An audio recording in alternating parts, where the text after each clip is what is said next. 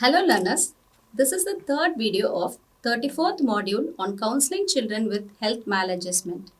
Now we will see the psychosomatic problem and counseling for psychosomatic problem. The learning objective of the video would be to become acquainted with the process of counseling psychosomatic problems and health complaints, to sensitize and involve parents and teachers in management of health aspect of children. Psychosomatic problems. The word psychosomatic is the amalgamation of two Greek words, psych meaning mind, somatic meaning body. Psychosomatic complaints are the combination of physical susceptibility amplified by psychological factor.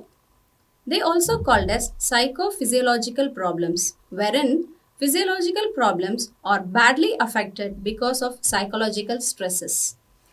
The impact of this is that the individual experiences distress. The nervous system and the endocrine glands get inappropriately activated, causing structural damage to the bodily organs. Psychosomatic complaints appears as physiological collateral of an emotional state. When the body's immune system get weakened due to the stress, it causes psychosomatic complaints.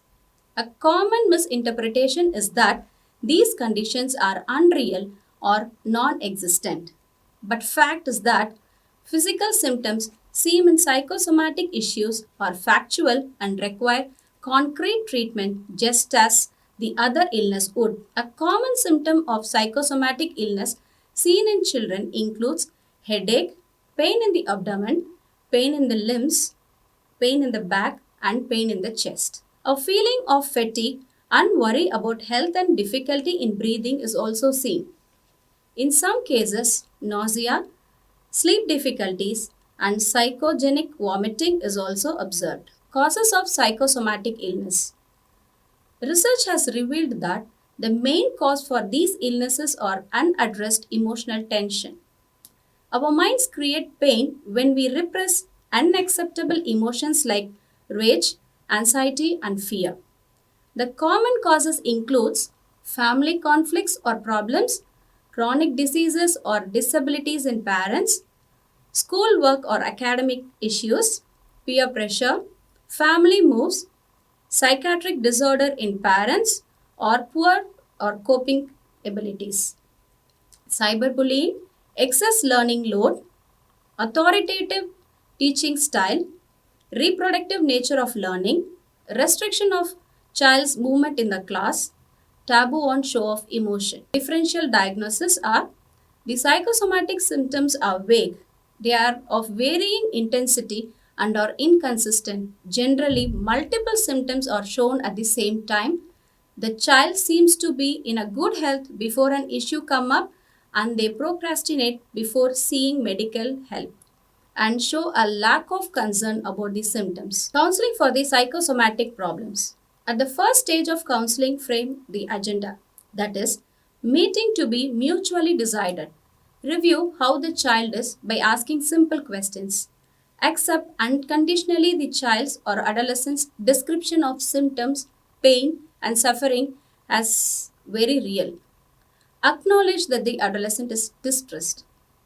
The counselor should assess the complaints by using various psychometric tests.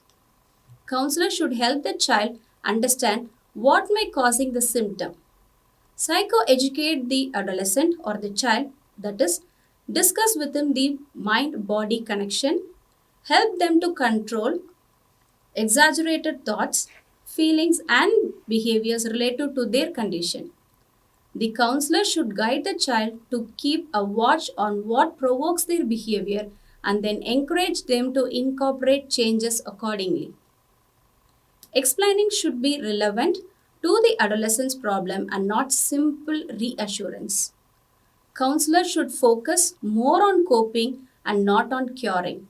That is, reduce the child's anxiety, distress, hopelessness, and feeling of disability caused by the symptom. Stress is the main cause of psychosomatic complaints. The counselor should motivate the adolescent for effective way of handling stress.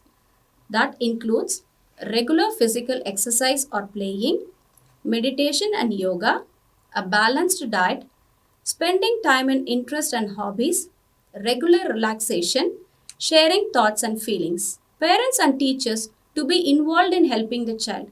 The teacher to be counseled in the being more accepting and trusting the child. Parents to be guided by the counselor for being more understanding and expressing their solidarity with the child. Concrete health goals to be framed.